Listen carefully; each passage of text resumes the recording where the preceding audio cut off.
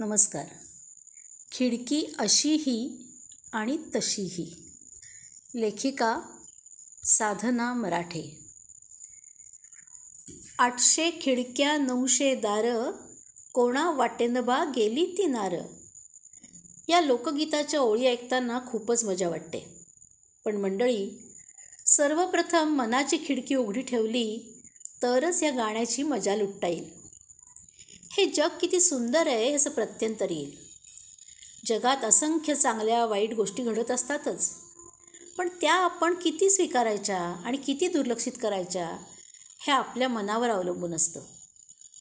परंतु मनाची खिडकीच बंद केली तर आपलं जगणं नीरस आणि अर्थहीन होईल. आणि म्हणूनच मनाच्या खिडकीतून बाहेरचं जग उघड्या डोळ्यांनी पहा. असो, घर म्हटलं की खिडकी आलीच. मग ते घर मोठं असो की हवेली, छोटंसं कौलारू असो की अगदी झोपडी. ज्या घरात आपण राहतो तिथं वायुविजन होणं सर्वात महत्त्वाचं असतं. हल्ली शहरात काय किंवा खेडेगावात काय, सिमेंट कॉन्क्रीटच्या घरात तर मोठ्या खिडक्यांची खूपच आवश्यकता असते. घर सिमेंटचं असल्यामुळे घरात थंडाव्यापेक्षा उष्णतेचं प्रमाण अधिक. त्यामुळे उत्तम प्रकारे वायुविजन होणं यावर आपलं आरोग्य अवलंबून असतं. खिडक्या हा घरांचा अविभाज्य असा भाग असतो. इतकंच कशाला, आपण ज्या वाहनातून प्रवास करतो त्या सर्व वाहनांना खिडक्या असणं आवश्यक असतंच. त्यामुळेच आपण प्रवास करताना बाहेरचा निसर्गाचा मनमुराद आनंद घेऊ शकतो.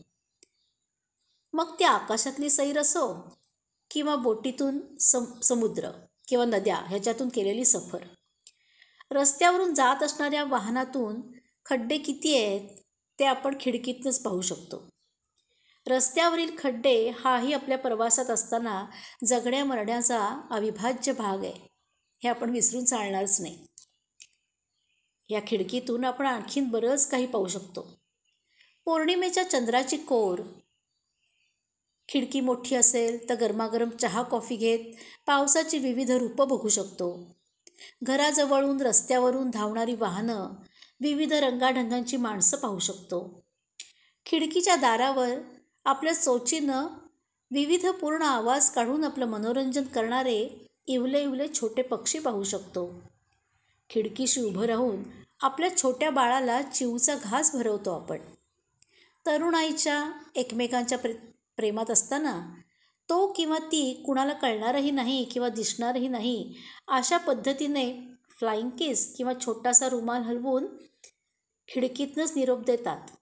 अहो, एवढंच कशाला, आपले संत तुलसीदास यांनी देखील आपल्या पत्नीचा विरह सहन न झाल्यामुळे खिडकीचा उपयोग लीलया करता येतो हे दाखवून दिलं. चौर्यकर्म करणाऱ्या चोरांना खिडकीचे गज वाकवून ते आज सहज प्रवेश करण्यात वाकबगार असतात. पूर्वी तर म्हणे मोठाल्या चौसोपी वाड्यात घरातल्या स्त्रिया आपल्या नूतन जावयाला पाहण्यासाठी छोट्याशा खिडकीतनं पाहत उपयोग करत.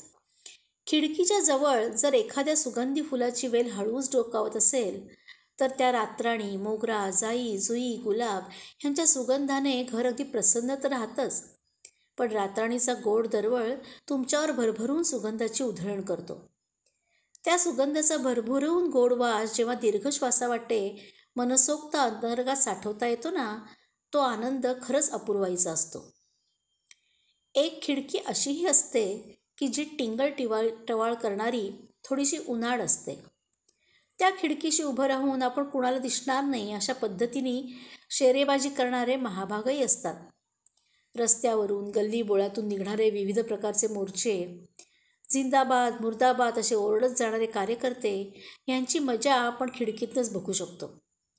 त्या निघणाऱ्या मोर्चांवर कमेंट्स करणे हा आपला जन्मसिद्ध हक्कच आहे, नाही का?